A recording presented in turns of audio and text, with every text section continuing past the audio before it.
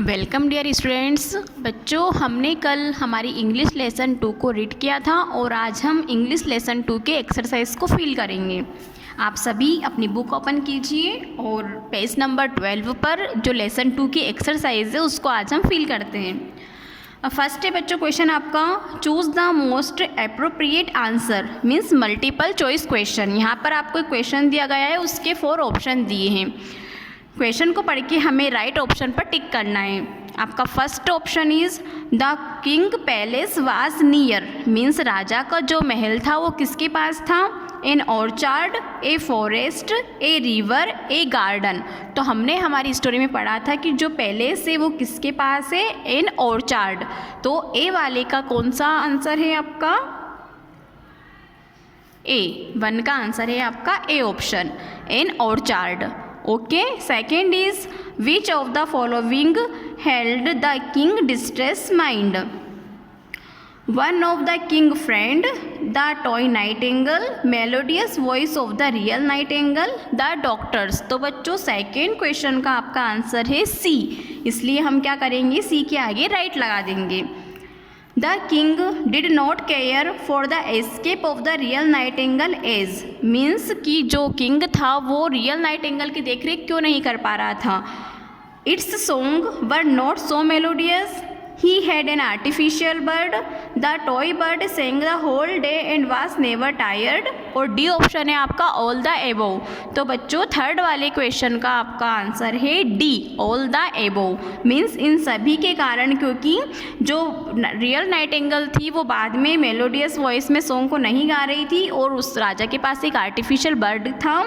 उसके बाद जो आर्टिफिशियल बर्ड था वो बिना थके पूरे दिन सॉन्ग गाता रहता था, इसलिए इसका जो ऑप्शन है आपके थर्ड वाले क्वेश्चंस का वो है आपका डी, इसलिए आप क्या करेंगे? डी के आगे राइट लगा देंगे।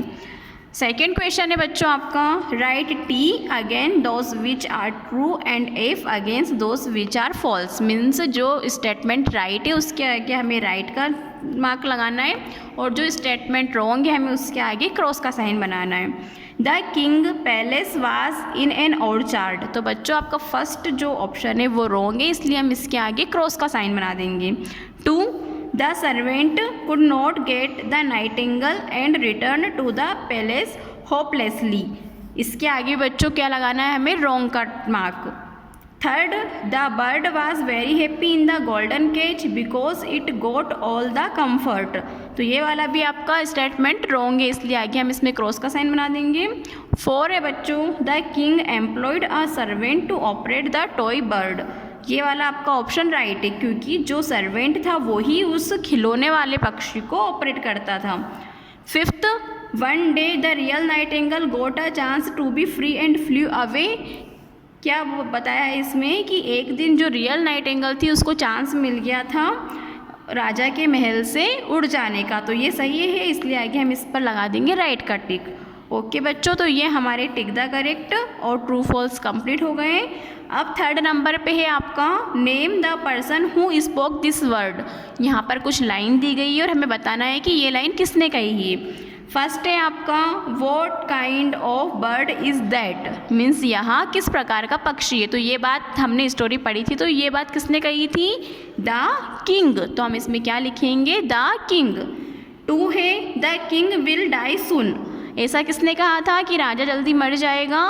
तो बच्चों हमने स्टोरी में पढ़ा है कि ये वर्ड कहा था डॉक्टर ने, इसलिए हम यहाँ पर लिखेंगे द डॉक्टर। थर्ड नंबर पर है the my little friend I have missed you very much. ये बात किसने कही थी? The king. You are the gift of God to live freely in God's universe. ये भी किसने कहा था? राजा ने। तो हम क्या लिखेंगे इसके आंसर में? The king.